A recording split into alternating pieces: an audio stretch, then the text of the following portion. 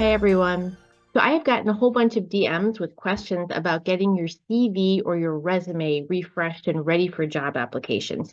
Job applications, or even if you're in academics and you're staying in the same institution, but you want to apply for a new role. Got a lot of questions about that. So I have a few very quick tips for you, three actually. So the first one is you want to start gathering job descriptions for the jobs or the roles that you're interested in. Now, of course, you want to be looking at the job qualifications and you want to see if you're competitive for the job. You want to see what skills that you have and that you don't have that you might want to be brushing up on or gain more experience on. However, for purposes of your CV writing or your resume writing, what you are really looking for in these job descriptions are common keywords and common phrases that you want to make sure show up in your CV.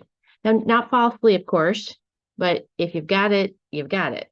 So why make HR, or if you're in an academic setting, why make colleagues that are full-time people, very busy, why make them search to see if you're the one? Why not just match up your CV with what they're looking for and represent yourself in that very true and authentic way?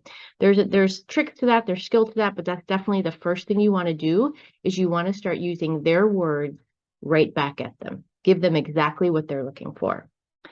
Number two tip is as you organize your CV, yes, there are, of course, some traditional conventions. You have your name at the top. You typically have your education, your prior work experience at the top.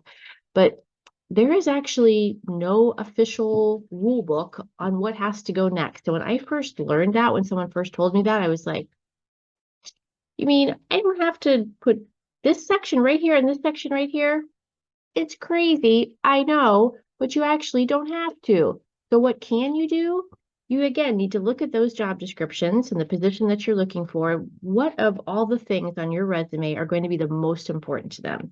And sequence it that way. Because we all know we're all humans, right? We're all busy. We all scan through things. So you want to make sure that what you want them to see is going to be near the top. Really, really important. And another super easy thing to do. And you can rejigger it for each job that you're going to be applying for and make it pertinent. All right, number three. How many of you have an executive CV? So listen up. This is not just for executives, right? Your executive CV is separate from your regular resume or CV. It's in a much abridged version. And I do understand this can be different depending on what profession you are. In academics, it's very typical that we can see 20, 30, 40, 50. I've seen like a 90, I've seen 127 page CV. We should talk about that too, actually.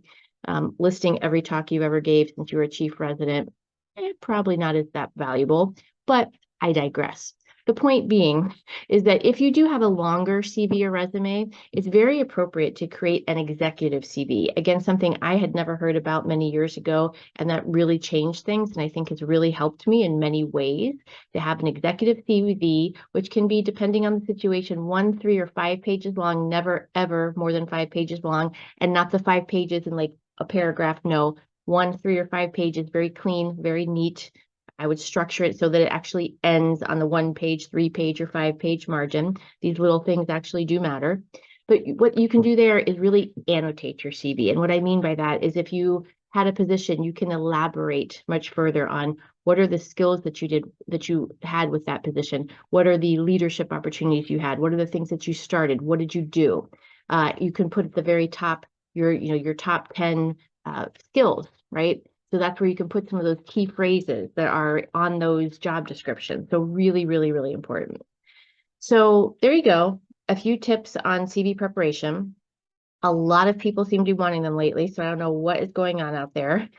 There's actually a ton more about these sorts of things and from where this came from. So please, if you can, share this with folks who might need to hear it and drop a comment on how you make your CV stand out so we can learn from you.